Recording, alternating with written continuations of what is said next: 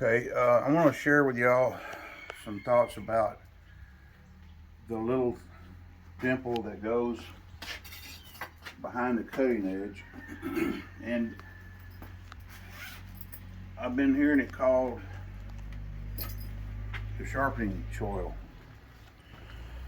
This little thing right here, can you see that? Yeah. Okay, right there. That works well for beveling, getting the cutting edge down to a sharp edge. But what I want to talk to you about is where did that come from and why is it there?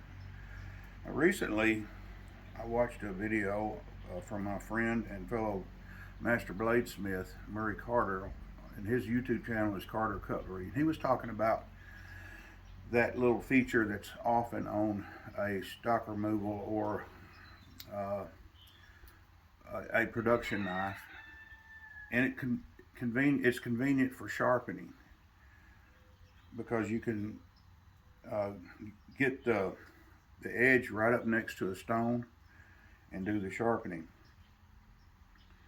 But I wanted to share with you some thoughts about where it came from. Um, Murray was talking about leaving that feature off in a knife that didn't have to have it, and I guess none of them have to have it.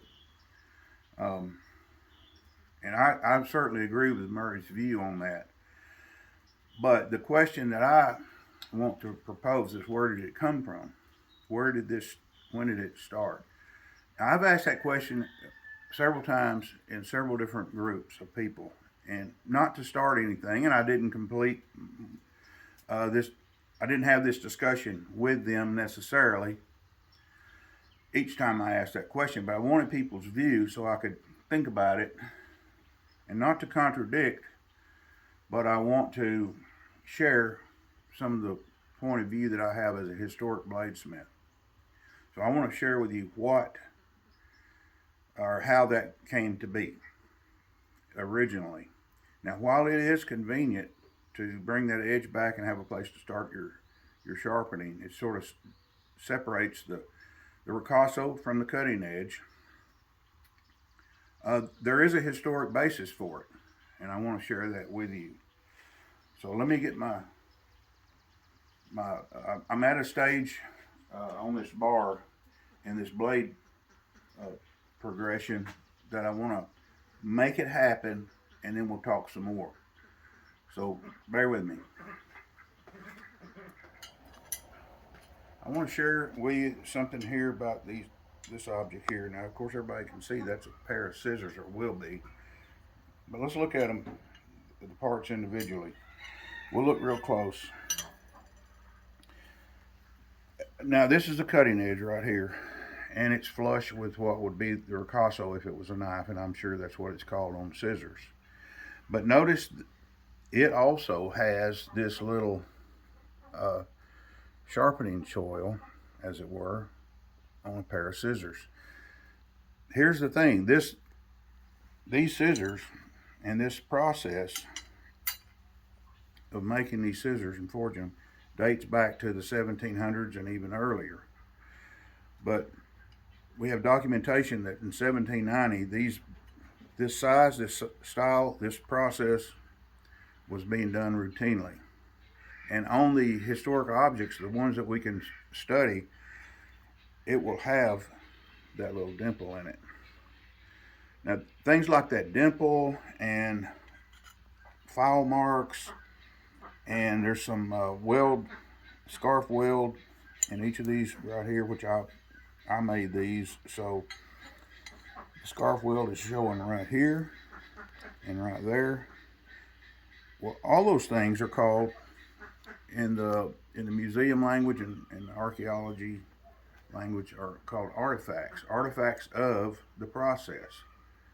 In this case, it's a forging process, so we can say it's artifacts of the forging.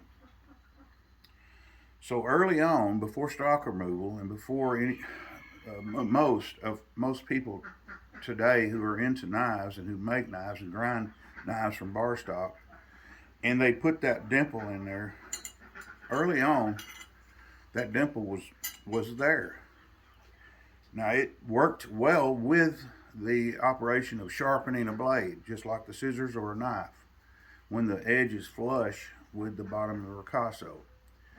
One of the reasons why a lot of people don't think about it too much is because when they're trained to forge a blade, they drop the choil, they pull it down. They're trained to do that, and so there's no notch, there's no place for it. It's not in the process. So I want to now show you how that works. Now we'll look at the blade. We'll look at the blade right here and see how this works. Okay, this is going to be the cutting edge. Now, I've got a video, I think, on this forging process of forging the blade, but I didn't mention anything about that notch. So I want to show you how that's going to come to be, how it's going to happen from this step down. Y'all have to pardon the animal noises. We got ducks and chickens and stuff. So let's pull that part down. This is the cutting edge right here, and we're going to pull it down that way, and we'll see what happens right in this spot right here. Okay, let's get it hot.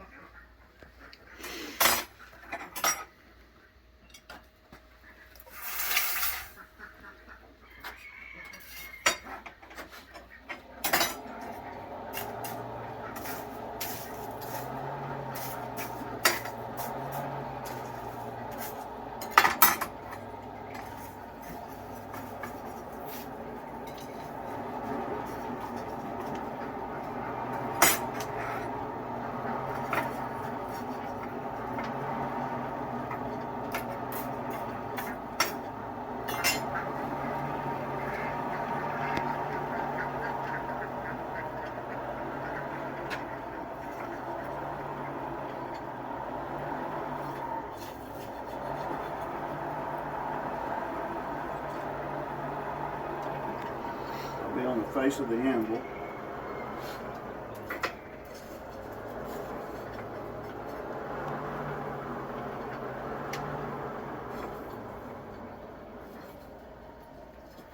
We're at reasonably high heat.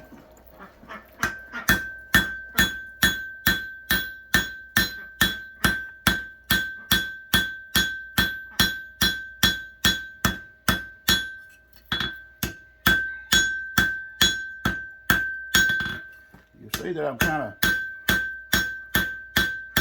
hugging up close to that notch.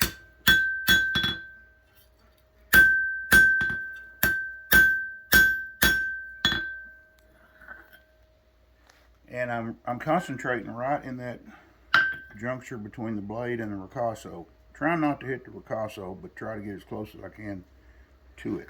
So let's get it hot again.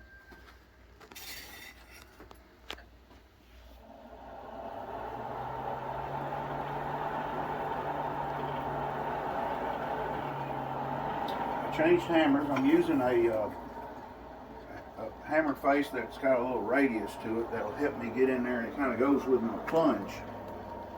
So my plunge is going to be about that radius, and since I'm holding it opposite of the radius on the anvil, they work together to pinch that down.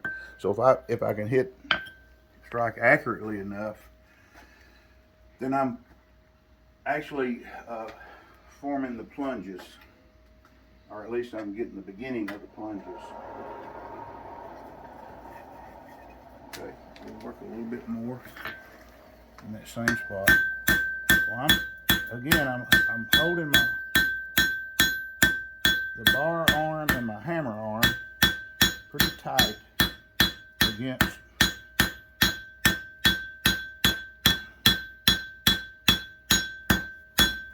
as that cools off there, I can work somewhere else. But I'm having to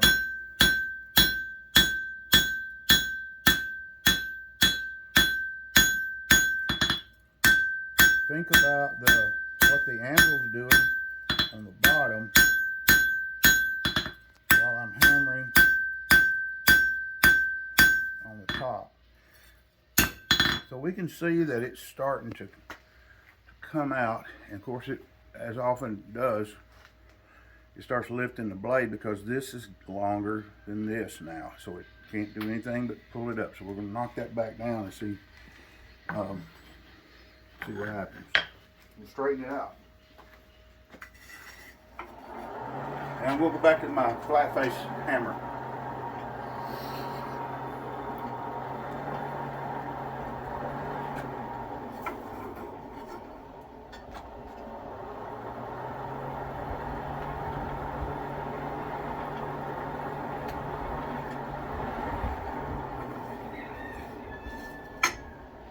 I work at a reasonably high temperature.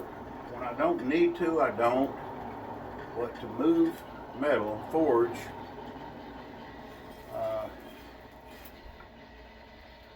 I will work it at a reasonably high temperature. Remember that this bar was formed into a bar at a very high temperature, so the steel can tolerate a very high temperature.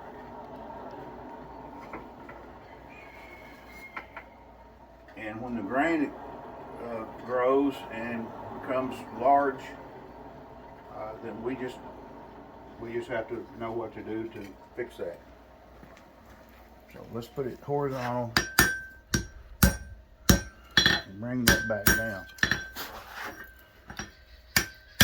Now we'll straighten that wrinkle out and work some more on the bevel.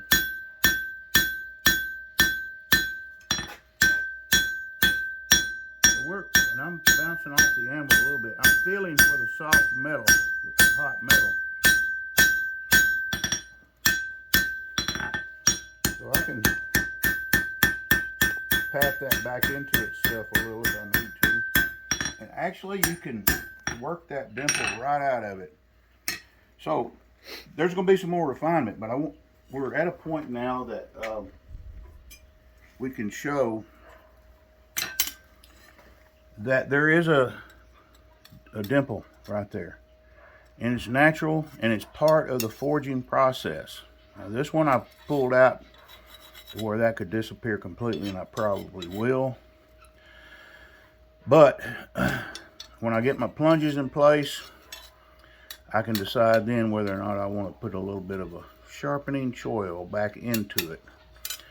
But it's that little dimple, and this is my point that I maintain, and I'd like to point out, it's part of the historic forging process.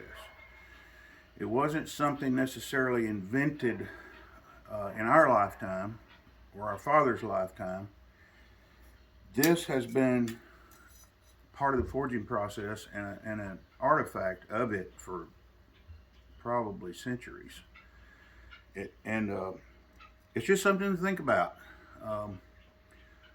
We are often affected today by things that happened centuries ago. We have expressions, and we have sayings and ideas and patterns and all kinds of architecture that is affected by what happened centuries ago. And this is a very small example of how history affects what we do today. And I just wanted to bring that out, and I'll continue on and work on this blade, but I appreciate everybody watching and subscribing, and I appreciate Murray Carter bringing this to my attention. He didn't know it, but this brought it to my mind, and I think he'd agree and probably appreciate hearing a little bit further talk on something such as so small as a sharpening choil. So I'm glad y'all were here, and we'll see you on the next video. Thanks a lot.